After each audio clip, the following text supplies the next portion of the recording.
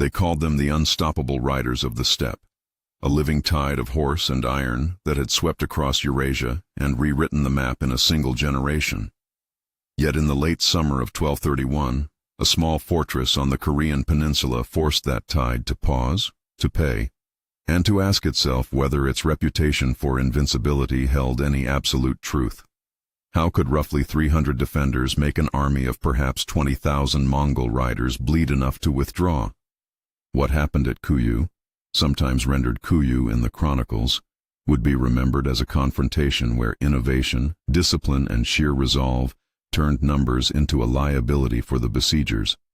If you like deep dives into battles that changed history, hit subscribe and stay with us. The Mongol world of 1231 moved at a scale and speed few states could match. Ogedai Khan had inherited an empire built on shock and mobility, where commanders like Sartak had learned to turn terror into a weapon. Rapid marches, massed horse archery, and a doctrine that married psychological warfare with relentless logistics. To the Mongols, the Korean peninsula was a peripheral theater, a strip of difficult coasts, mountains, and small fortresses that should have folded under the same methods that had toppled far larger states. Yet the peninsula had its own logic. Narrow approaches, stout stone towns, and men who had fought for generations in terrain ill-suited to steppe cavalry. Sartak, referred to in some sources as Sartak, commanded the Mongol contingent in this campaign. Chronicles portray him as methodical and ruthless in the field, an officer versed in siegecraft as much as in open battle. Against him stood Park Seo, a Goryeo officer of middling rank who had made a name not by offense but by meticulous preparation and an eye for devices the invaders would not expect. Park Seo was not a romantic hero invented after the fact. Contemporary records and later historians credit him with decisions that magnified the strength of his small garrison. Kuyu itself was hardly a strategic jewel. It sat inland from the southern coast, a compact fortress of stone and earth, built to control a minor road and the farms that fed the surrounding villages. To the Mongols, it might have been a curiosity. Why linger before this small city? To Park Seo and the civilians inside, Kuyu was a refuge, a last redoubt for families and craftsmen who had fled the surrounding countryside. That very smallness became an advantage. Narrow gates, tiers of walls, and the capacity to funnel attackers into confined spaces allowed a handful of defenders to concentrate their force and deny the Mongols the open, sweeping battle they preferred. On August 16, 1231, according to the chroniclers, the Mongol encirclement was complete. The first day was as much theater as tactic. Drums rolled beneath a sky darkened by dust. Horns and the collective clamor of horses were meant to terrify and to erode the will of those inside. Long-range engines, torsion catapults, and the stone-throwing machines that the Mongols had adopted from the Chinese and Turkic engineers in their ranks began to launch their first volleys. Banners snapped on poles as if to mark the magnitude of the force outside the walls. A demand for surrender came by envoy, blunt and explicit: bow and pay a tribute or face destruction. Park Seo's answer, as paraphrased in the chronicles, was succinct and defiant. He refused, not out of hubris, but because surrender would mean the pillage and likely the massacre of the civilians sheltered behind his walls. His reply was a gamble. The Mongols could simply escalate. But the refusal also signaled a plan: resist until the cost of taking the fortress exceeded the political or logistical patience of the invaders. The first assaults were testing probes, the canonical way to size up a fortification. For the defenders, the immediate challenge was psychological as much as physical. Siege warfare is a contest of attrition and morale. Can those behind walls survive the sounds of destruction outside and the smell of burning timber? Will they hold out through hunger, sickness, and fear? Park Seo addressed these questions with mundane, unspectacular measures that would have outsized effect. He organized rotating watch shifts to prevent exhaustion. He set up workshops where women, elderly men, and fleeing craftsmen bent to tasks, sewing arrow fletchings, patching shields, and repairing splintered beams. Rations were strictly parceled. Food stores were inventoried and prioritized for those manning the walls. The defenses were retooled to emphasize bottlenecks. Passageways were narrowed, parapets were heightened, and internal barricades were raised to create fallback positions if the outer wall were breached. One of Park Seo's innovations was the use of channels and flammable reserves to turn siege engines into liabilities. Narrow wooden troughs ran along the top of the wall and could be filled with oil or combustible mixtures. When a siege tower or battering ram drew close, defenders could set the troughs alight, turning the attacker's own machines into kindling and the ground before them into a river of flame. It is the sort of improvisation that seems obvious in retrospect, but required the foresight to stockpile fuel, the discipline to maintain the channels, and the nerve to use fire against densely packed human mass. The Mongols, who often relied on the momentum of massed assaults and on siege towers as mobile platforms, would quickly learn that close-in work against prepared defenders could be far more costly than expected. Day 4 and Day 5 brought the first real clashes. From outside, the Mongols combined catapult bombardment with concentrated cavalry assaults aimed at sliding ladders, dragging siege towers close, and battering the gate. Within, the defenders replied not only with arrows, and the Koreans were proficient archers, but with a layered defense. Archers fired in controlled volleys, not simply pouring thousands of loose shots into the air, but timing releases to break the rhythm of the charging horsemen. When the siege towers approached, those channels were lit. Towers that seemed invulnerable from a distance were suddenly wrapped in flame and smoke, and the Mongol crews were forced to abandon them or be consumed. The smell of pitch and burning wood hung across the battlefield. Ash fell like fine rain on the Mongol encampments. Along the parapet, small human stories unfolded against the broader logistics of the siege. One chronicle sketch, a reconstruction but based on period details, gives us June, an archer who had been a cooper before the war. He had never thought his trade would prepare him for threading arrows through a seam of wind. He paced the wall with a crude bandolier of arrows, breathing in the smoke, feeling the heat on his left cheek where a recent ember's gust had singed his hair. Beside him, Yejin, no official rank in the army, just one of the women who had taken up needle and bow, kept a small station mending bowstrings and fitting leather to arrow shafts. These details matter because sieges are not won by generals alone. They are made of hundreds of discrete acts by people who do the small necessary things under fire. Outside the walls, Sartak took measure of the resistance. The Mongol method was adaptive. Probe, assess, and change tempo. Initial frontal assaults that bled more than they took were set aside. Instead, Sartak ordered a rotation of smaller, successive strikes meant to wear down defenders. Rather than massing all force in a single assault, he preferred to launch repeated columns that struck the same sector, hoping to exhaust the men who stood between the walls and the field. This technique required patience and precise command to keep the pressure constant without allowing the defenders to find a clear, decisive weakness. The defenders countered with their own rotation system. Park Seo, according to contemporary records, refused to keep the same men on the walls until they were mere shadows of themselves. He instituted a schedule. Some men would stand at the parapet for an hour, withdraw to rest and receive hot broth or a piece of dried fish, then return.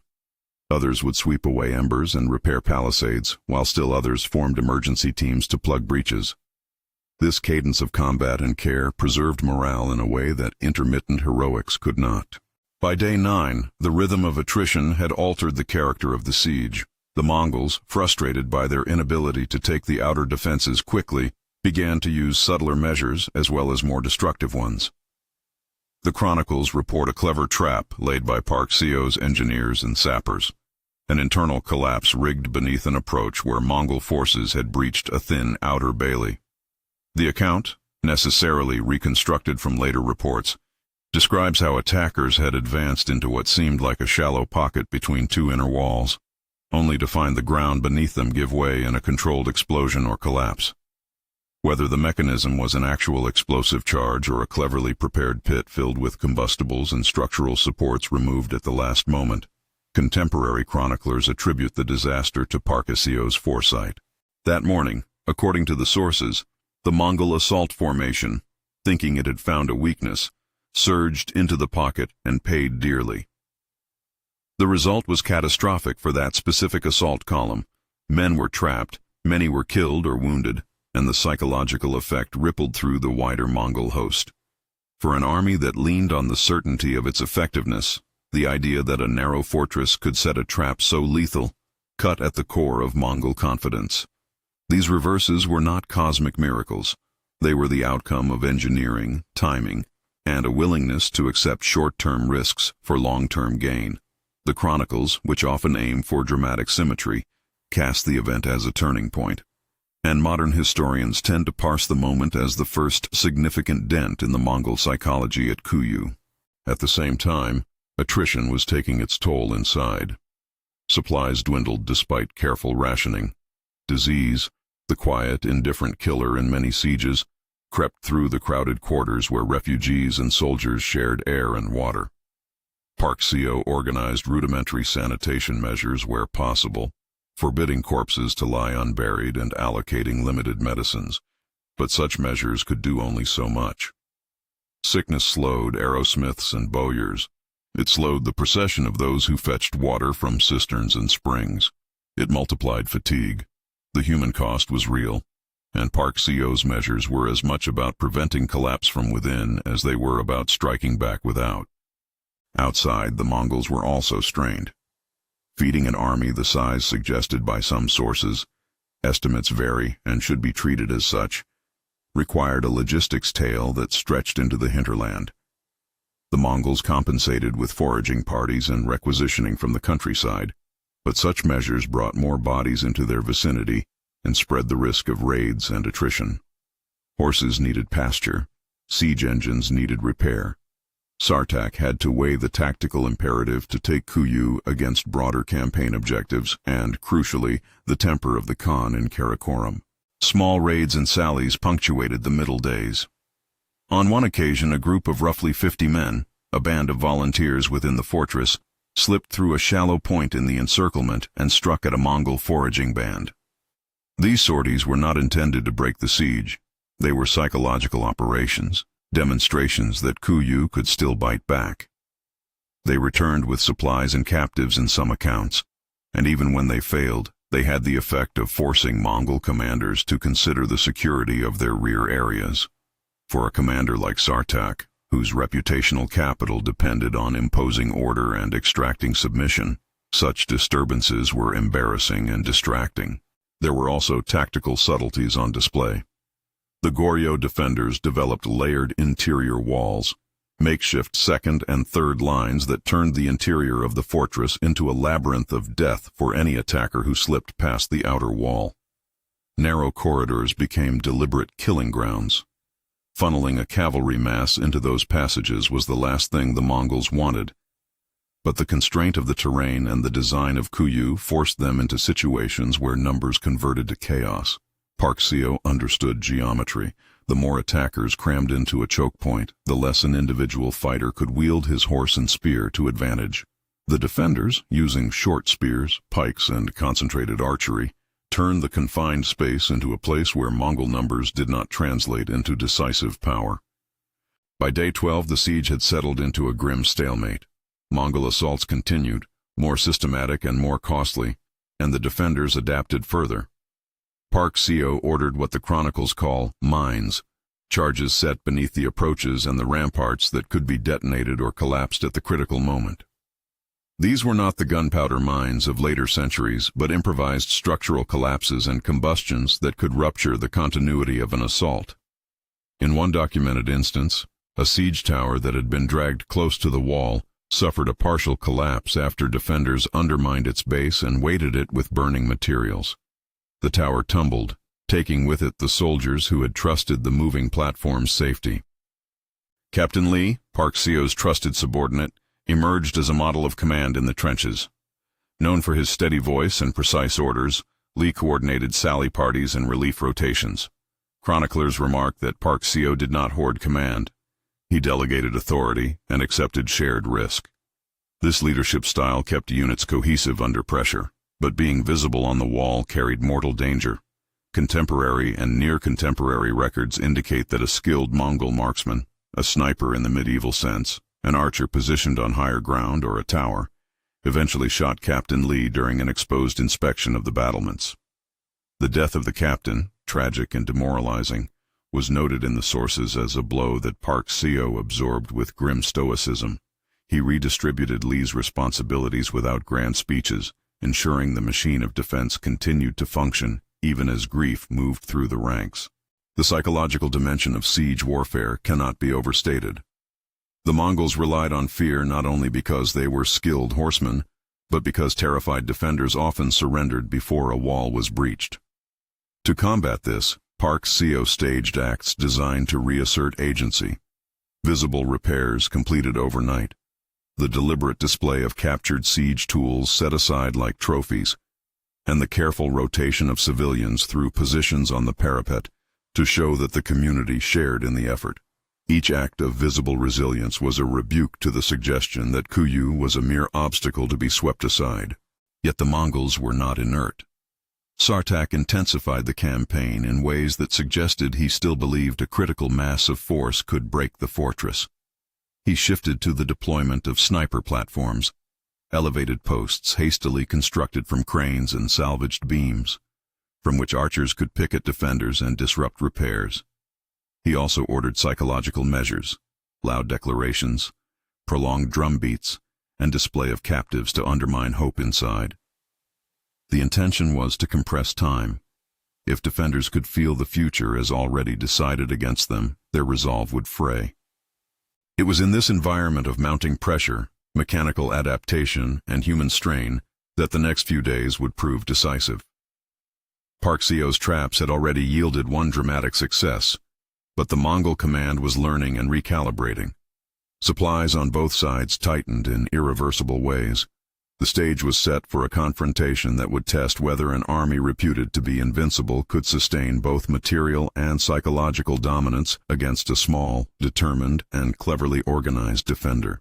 The question that hung over the plain beyond Kuyu was no longer merely who would take the fortress, but whether the Mongol reputation, once a blunt instrument of conquest, could survive being tested in such close quarters and with such effective resistance. As the morning light on day 13th found the Mongol tents spread like a dark sea and the fortress walls still intact, both commanders counted different things. Sartak counted men and engines, debating whether to press a massed assault that might finally crush resistance, or to continue the attritional squeeze. Park Seo counted spit and thread, the number of arrows left in a bandolier, the faces of the civilians who trusted him with their lives. Each calculation bore weight.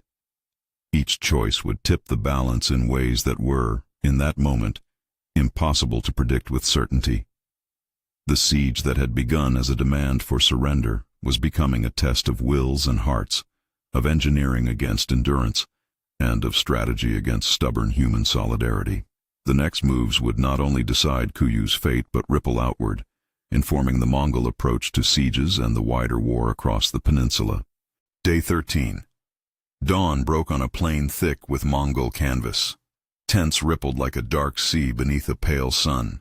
From the walls of Kuyu, the defenders watched a horizon that no longer seemed like a place of possibility, but a calendar of threats. Engines to be repaired, cavalry to be counted, patience to be measured. Sartak, sometimes spelled Sartak in the chronicles, paced the edge of his command circle, listening to reports. He had options. He could order a massed assault and attempt to crush the walls by sheer force. He could continue the slow grind of small columns and attritional pressure, or he could attempt more exotic measures, psychological operations, tighter encirclement, deeper sapping. His reputation rested on choosing the least humiliating path. Park Seo, on the other side of the same battlefield, counted different things. He counted arrows and the number of men who could still stand a 5-minute rotation on the parapet without collapsing. He counted how many wooden planks remained uncharred for making fresh ladders. He counted faces, old men, women with children tucked at their backs, young smiths whose hands would shape the next day's arrowheads. His mind moved from logistics to geometry. He trusted his preparations. The internal walls, the oil channels, the trap points where an approaching tower would meet fire. He trusted that narrow space favored calculation over cavalry's recklessness. Day 14 through 16. The Mongols tried to compress the defenders' time. Night drums extended into morning. Groups of archers mounted on hastily constructed platforms picked at the parapet, forcing defenders to keep their heads down and repair teams to work under shot. Large catapults concentrated their fire on specific curtain walls, seeking to create a practicable breach. In response, Park Seo rearranged the inner lines. What had been a single open courtyard now resembled stepped terraces. Men fell back through a sequence of barricades and pit traps, each layer chewing up attackers who expected a quick penetration. Here, a momentary vignette. An old cartwright named Suk bent over a newly fashioned axle that would soon be part of a battering block used to break a captured ladder. He had once hoped never to see war again. Instead, he sanded wood into a wedge that might save a child's life. Beside him, a young apprentice named Min stitched leather glove reinforcements for archers whose hands had been blistered by constant stringing. These small acts of manufacture, often performed by those with no title and no glory, were the backbone of Kuyu's endurance. The Mongols adapted. Rather than sending one overwhelming wave, they split their force into successive assault groups. Columns would form, strike a point, break back, and then another column would fill the gap. The logic was attrition without risk of a single catastrophic failure. It worked in open terrain. At Kuyu, it collided with narrow prepared defenses. Each column found itself funneled into pre-designed kill zones. A siege tower that made progress one day would be set alight the next from oil-filled channels on the wall. The sight of a tree of timber wrapped in pitch collapsing in smoke became a recurring image on the plain, a demonstration that technology could be turned against technology. By day 17, the siege had taken on the thin patina of exhaustion. Food stores were dwindling despite tight rationing. The smell of boiling roots and dried fish became part of daily life. Disease crept silently, coughs moved through sleeping quarters, and the procession to the cistern lengthened. Park Seo instituted measures, rotating watch, separate sleeping squads, enforced hygiene details. But such measures were limited medicine against the pressures of close quarters and shared water. The defenders' rotation system, which had preserved fighting strength longer than expected, now showed its limits. Sleep-deprived archers began to miss shots. Repair teams grew slower. Still, there was no panic. Old disciplines held. Outside, Mongol logistics were frayed in a different way. Field kitchens strained. Foraging parties were harried by sallying groups, and pasture for horses diminished as more animals crowded the encampment. The larger the force, the longer the tail of supply and the greater the vulnerability to harassment. Sartak's officers reported that several foraging parties had been ambushed in the night by swift sorties from Kuyu, depriving the host of meat and fodder. These incidents were small in the calculus of empire, but large in the heat of a single campaign. Day 18 to 19. A new tactic emerged from the defenders. They increased the use of mines, not explosive in the modern sense, but structural collapses and staged combustions designed to cause ramparts and approaches to cave in where attackers clustered. In one episode, a Mongol column advanced into what appeared to be a widened approach and found the earth beneath them give way.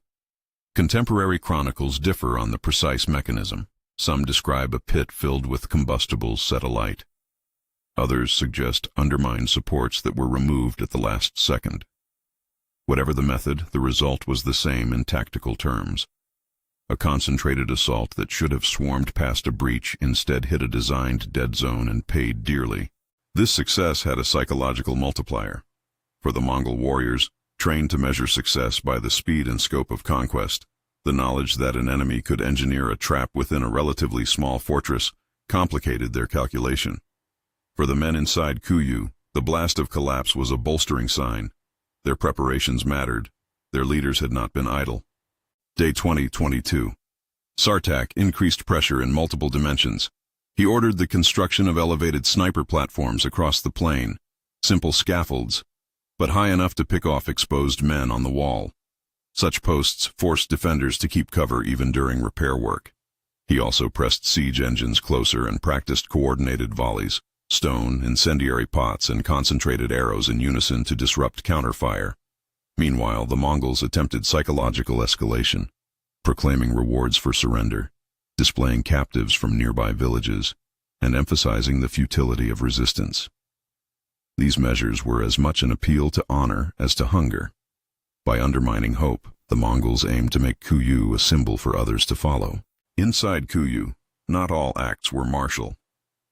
A woman named Sora, who had been a midwife before the war, organized a small nursery for children born or sheltered during the siege. She fashioned a cot from an old door and placed it where a widow could set her new infant in protected shadow.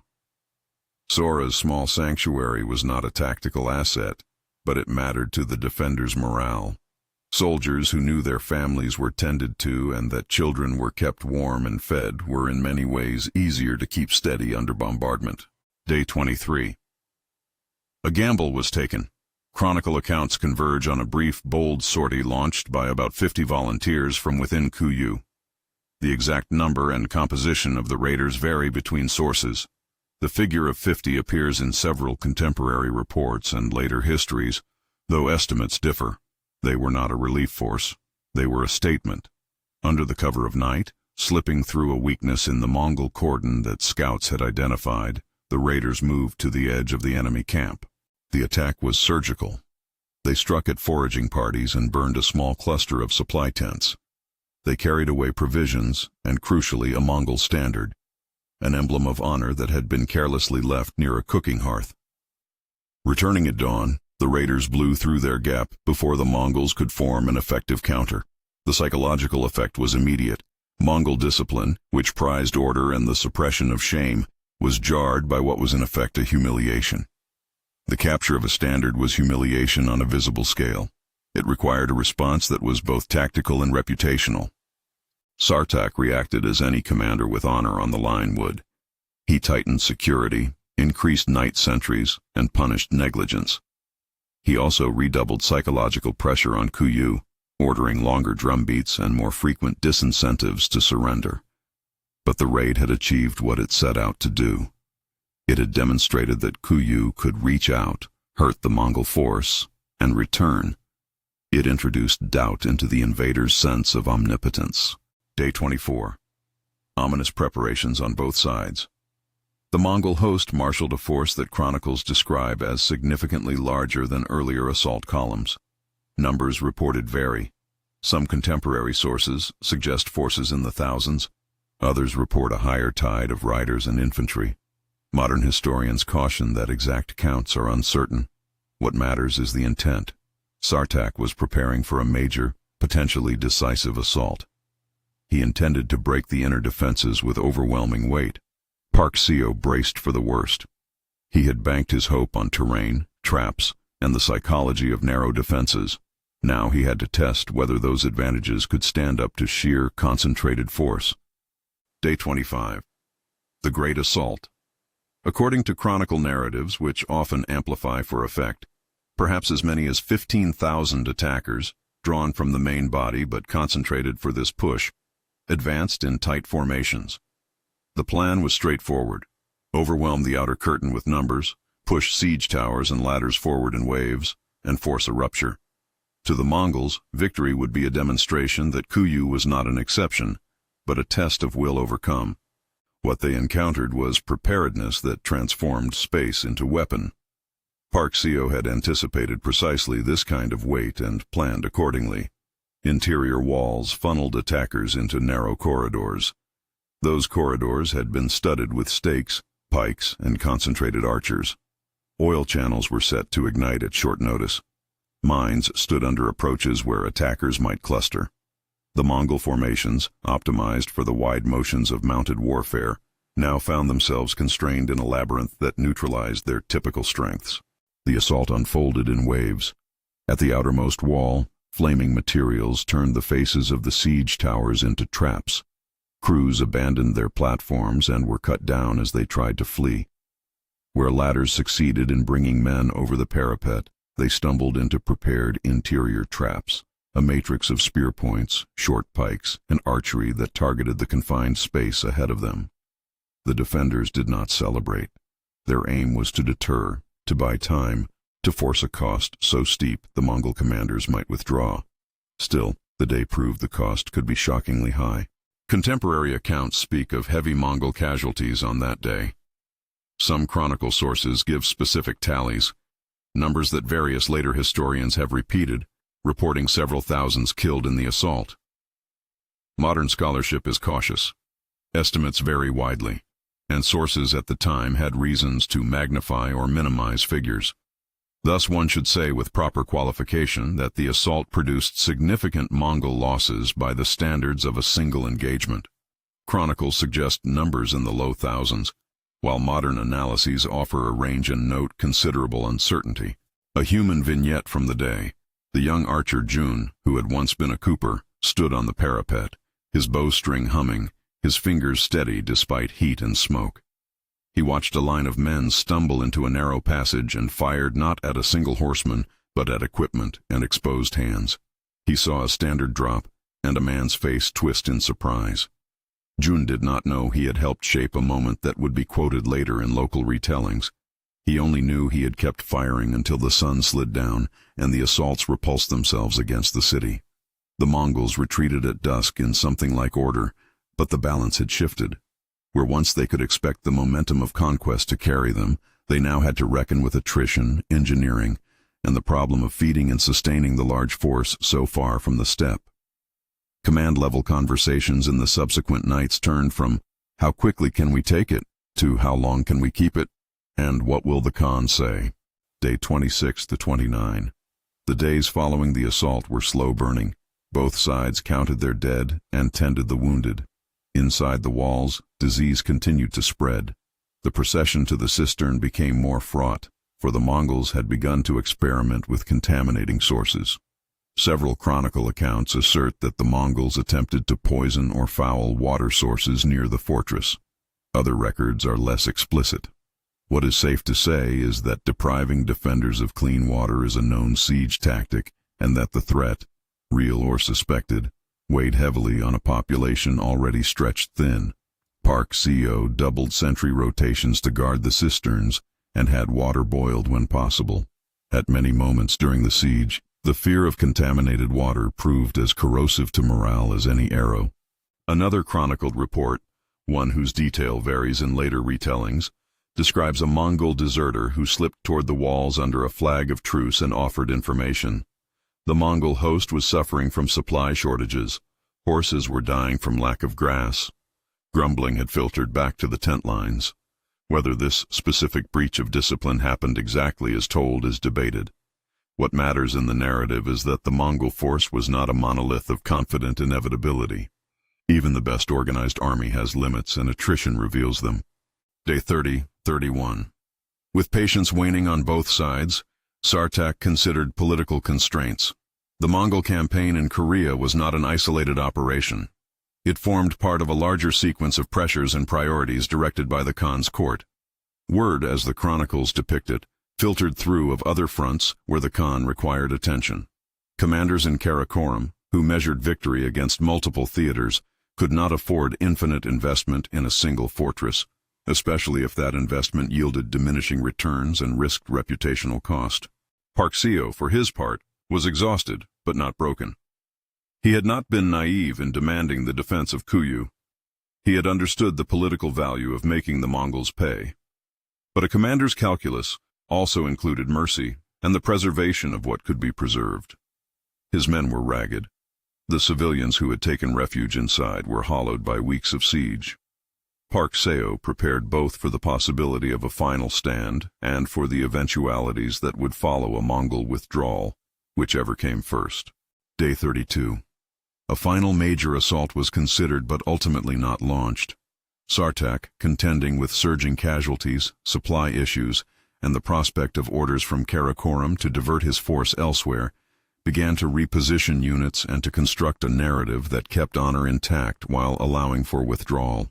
He ordered a final show of force, concentrated drum salvos, and a day of visible engine fire to underline the cost of further resistance, but stopped short of committing the entire host to what might be a Pyrrhic push.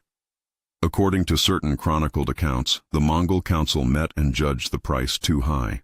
They had taken losses that, in the context of the campaign, were intolerable. The Khan needed commanders and horses for other theaters. A drawn-out siege that bled men would not be politically sustainable. Day 33. Withdrawal began. It was not a rout in the cinematic sense. The Mongols did not flee in panic. They dismantled siege works, refolded tents, and, over several days, packed their engines and moved off the plain. Contemporary records mark the end of the siege around this time, and note that the Mongol host withdrew under orders.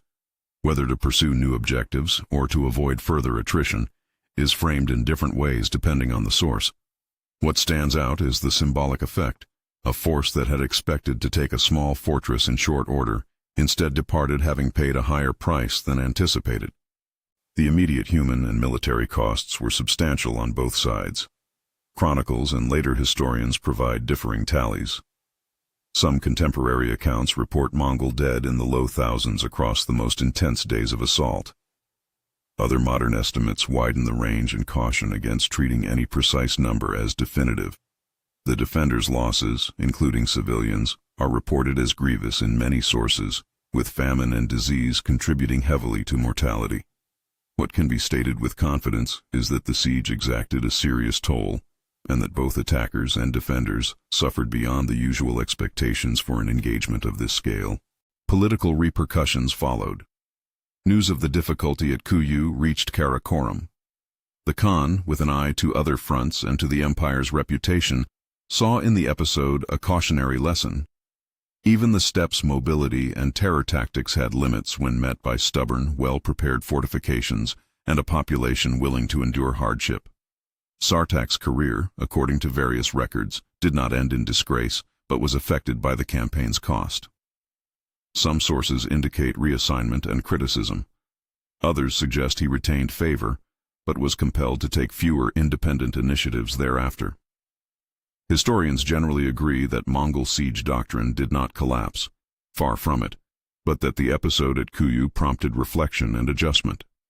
Greater emphasis was placed on engineering support, better siege logistics, and integrating engineers and local expertise into future campaigns. In short, the lesson was institutionalized rather than dismissed. Park Seo's fate after the siege fits the mixed nature of victory. He was honored in local accounts and by the court with recognition. The precise honors and their scale vary across records, but he did not rise to the heights of a national hero in the way later legend sometimes prefers. Contemporary political reality in Goryeo required balance. Park Seo could be praised, but not allowed to become a liability in court politics. Some accounts suggest enforced retirement. Others describe him settling into a life shadowed by the memories of the siege. The chronicled tendency to compress motives and outcomes colors every telling, so exact details of his later life are debated. What remains clear is that his conduct at Kuyu earned him a legacy, the demonstration that leadership steeped in practical preparation, shared risk, and technical ingenuity could blunt a force founded on mobility and terror. The siege's longer-term impact on Mongol operations in Korea and on Korean military thought is notable. For the Mongols, Kuyu did not stop subsequent operations in the peninsula, but it did illustrate the need for adapting siegecraft to local conditions, investment in engineers, better siege towing techniques, and a more cautious approach to stubbornly defended stone towns. For Koreans, the event became a story of resilient defense. Fortification practices were reviewed and reinforced. Communities invested in stockpiling, in improving water protection, and in integrating civilians into organized defensive roles. The psychological effect, demonstrating that Mongol invincibility could be questioned, rippled across the peninsula. It did not end the Mongol threat, but it made the calculus of resistance more complex and gave local leaders a precedent to emulate.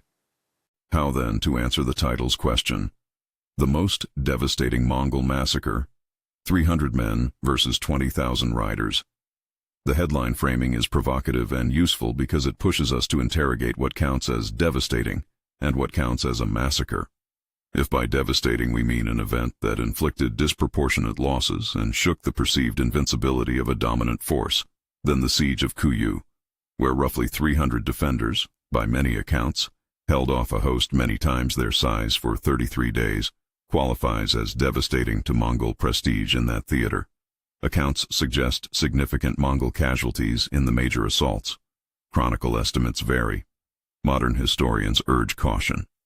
If by massacre we mean a one-sided, unrestrained slaughter, the term is less apt. This was not a one-sided massacre perpetrated by Mongol terror, nor was it a clean, decisive slaughter that annihilated an entire army. Rather, it was a series of bloody, costly engagements where attackers, compelled by design and terrain, suffered heavily in dense, confined spaces. The truly important point is less about the hyperbole of scale and more about the inversion of expectation. The Mongol advantage, mobility, shock, and psychological terror, depends on certain conditions: open plains, short campaigns, and the ability to apply a reputation as a force multiplier. At Kuyu, those conditions were absent. In a narrow fortress with prepared traps, rotating defenders, and a population committed to shared resistance, force multiplied became a liability rather than an asset. In that sense, the siege devastated Mongol assumptions, not because it wiped out their army, but because it demanded a recalculation of doctrine and of the cost of continued assault. Tactical analysis helps explain why a small defending force could inflict such disproportionate cost. 3 elements stand out. First, geometry. Fortresses compress attacking forces. Cavalry, which relies on space to generate force, becomes less effective when funneled into narrow passages. Kuyu's multi-layered internal walls turned attackers into targets for concentrated missile fire and pike arrays. The defenders designed the space to maximize the attacker's vulnerability. Second, engineering and improvisation. Parcasio's use of oil channels, prepared combustibles, and structural collapse points converted siege towers into liabilities. Mines, again, improvised structural collapses, served a similar purpose: to make the ground itself a weapon. Siegecraft thus became a contest of counter-engineering rather than merely a test of numbers. Third, psychology and discipline. Parcasio's rotation system preserved morale and gave his soldiers reason to keep fighting. Visible acts, repairing walls overnight, showing captured siege gear, undercut the Mongol intention to intimidate. The Mongols, for their part, relied on a reputation that, when undermined in front of a large force, created a disproportionate reputational cost. The 50-man raid exemplified this. Symbolic acts of defiance inflicted honor costs that translated into operational adjustments. Logistics and strategic context mattered as well. An army must feed itself and its animals. It must maintain siege engines and lines of communication. The Mongols were far from the steppe and engaged in a campaign where prolonged investment in a single stubborn fortress risked depleting resources needed elsewhere. Political factors, orders from Karakorum, the need to maintain momentum in other theaters, played into the decision to withdraw. In short, Kuyu was not an isolated tactical quirk. It was a node in a wider strategic calculus. Legacy is always negotiated. In Korean memory, Kuyu became a story of courage and ingenuity. In Mongol records, it was an episode that taught engineers lessons. In modern scholarship, it is a case study in how asymmetric advantages can be neutralized by local conditions and well-executed preparation. Historians weigh the numbers differently and caution against literalism, but the broader pattern is consistent. Small, well-prepared defenses can force a powerful attacker to pay a steep price, and sometimes to withdraw. What of the civilians? Their role and suffering are central to any sober account. Women and children who sheltered inside the walls were not merely burdens. They were active participants in the defense. They repaired equipment, prepared food, and tended the wounded. Yet their hardships, disease, hunger, the trauma of constant bombardment, are not to be romanticized. Chroniclers record deaths among non-combatants. Modern readings note that sieges invariably demand a civilian toll that is both tragic and decisive for outcomes. Acknowledging the human cost without sensationalism is central to understanding the moral dimensions of siege warfare.